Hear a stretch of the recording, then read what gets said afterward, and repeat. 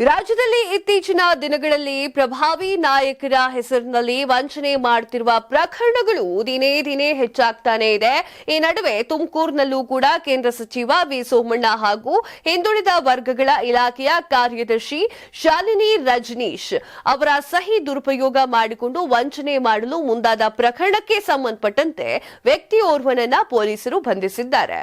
ರಾಜ್ಯದಲ್ಲಿ ಇತ್ತೀಚೆಗೆ ಡಿಕೆ ಸುರೇಶ್ ತಂಗಿ ಅಂತ ಹೇಳಿಕೊಂಡು ಚಿನ್ನ ಖರೀದಿಸಿ ವಂಚಿಸಿದ ಪ್ರಕರಣವೊಂದು ಇಡೀ ರಾಜ್ಯದ ಗಮನವನ್ನ ಸೆಳೆದಿತ್ತು. ಇದೀಗ ತುಮಕೂರಿನಲ್ಲಿ ನಕಲಿ ಲೆಟರ್ ಹೆಡ್ ಮತ್ತು ಸಹಿಯನ್ನ ಹಾಕಿ ವಂಚಿಸಿದ ಹಿನ್ನೆಲೆಯಲ್ಲಿ ಓರ್ವ ವ್ಯಕ್ತಿಯನ್ನ ಬಂಧನ ಮಾಡಲಾಗಿದೆ. ತುಮಕೂರು ಜಿಲ್ಲೆಯ ಮಧುಗಿರಿ ತಾಲೂಕಿನ ಮಿಡಿಗೇಶಿ ನಿವಾಸಿ ಗೋವರ್ಧನ್ ಎಂಬಾತನನ್ನ ಬಂಧನ ಮಾಡಲಾಗಿದೆ.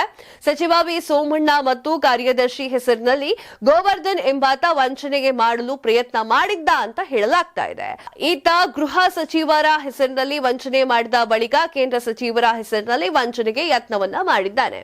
ಕೇಂದ್ರ ಸಚಿವ ಸೋಮಣ್ಣ ಕಾರ್ಯದರ್ಶಿ ಶಾಲಿನಿ ರಜನೀಶ್ ಹೆಸರಿನಲ್ಲಿ ವಂಚನೆಗೆ ಯತ್ನ ಮಾಡಿದ್ದಾನೆ. ಸರ್ಕಾರದ ಕಾರ್ಯದರ್ಶಿ ಶಾಲಿನಿ ಅವರ ಸಹಿ ಲೆಟರ್ ಹೆಡ್ ನಕಲು ಮಾಡಿದಂತಹ ಗೋವರ್ಧನ್ ಶಾಲಿನಿ ಹೆಸರಿನಲ್ಲಿ ನಕಲಿ ಆದೇಶ ಪ್ರತಿಯನ್ನ ನೀಡಿದ್ದ ಎನ್ನುವಂತಹ ಆರೋಪ ಕೂಡ ಕೇಳಿಬರ್ತಾ ಇದೆ. ಘಟನೆಗೆ ಸಂಬಂಧಪಟ್ಟಂತೆ ಕೇಂದ್ರ ಸಚಿವ ಸೋಮಣ್ಣ ಮತ್ತು ಅವರ ಆಪ್ತ ಸಹಾಯಕನ ದೂರಿನ ಮೇರೆಗೆ ಗೋವರ್ಧನ್ ಎಂಬಾತನನ್ನ ಬಂಧನ ಮಾಡಲಾಗಿದೆ.